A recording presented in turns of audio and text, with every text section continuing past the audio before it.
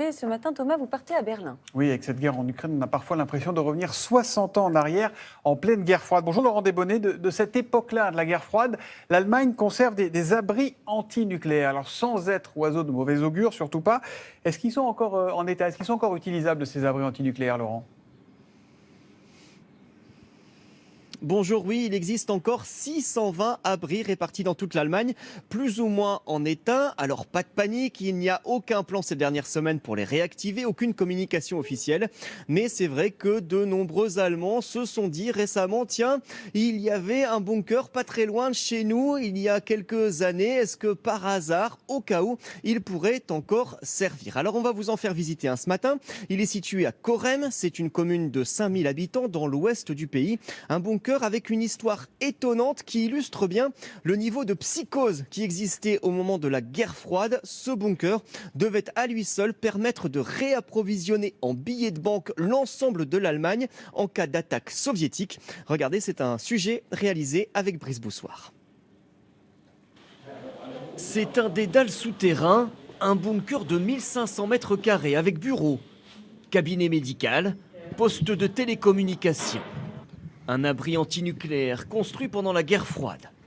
Depuis 6 ans, c'est un musée. Mais dans le village où il est situé, dans l'ouest de l'Allemagne, certains habitants se demandent si le bunker pourrait à nouveau servir. Pour la propriétaire des lieux, l'impression de faire un bond de 60 ans en arrière, lorsque tout le monde redoutait ici une invasion soviétique. Le site a été choisi parce qu'il se trouve sur une colline et que les gens pensaient que l'onde de choc en cas d'attaque nucléaire passerait au-dessus de la vallée.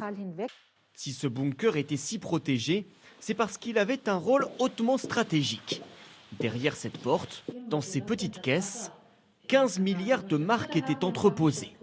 Une monnaie de secours en cas d'attaque. La face avant est presque identique. La face arrière, elle, est complètement différente afin de pouvoir la différencier à 10 mètres de distance. L'idée semble incroyable. Distribuer si nécessaire cet argent en moins de 2 semaines aux 4 coins de l'Allemagne de l'Ouest.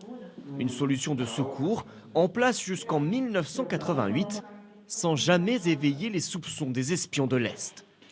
Le chef officiel du bunker était toujours officiellement le chef d'un centre de formation et des employés de la Bundesbank. C'était sa mission officielle et personne ne connaissait la mission secrète. L'argent a finalement été détruit au moment de la chute du mur de Berlin. Bon Laurent, heureusement, et vous nous disiez tout à l'heure, on n'en est pas encore à rouvrir ces bunkers. Pour autant, dites-nous comment réagissent les Allemands par rapport à cette guerre. Elle est presque à vos portes, cette guerre. Il y a l'Allemagne, la Pologne et puis c'est la Russie, enfin l'Ukraine. Oui, c'est un réveil très très brutal pour beaucoup d'Allemands. Il y a plus qu'en France.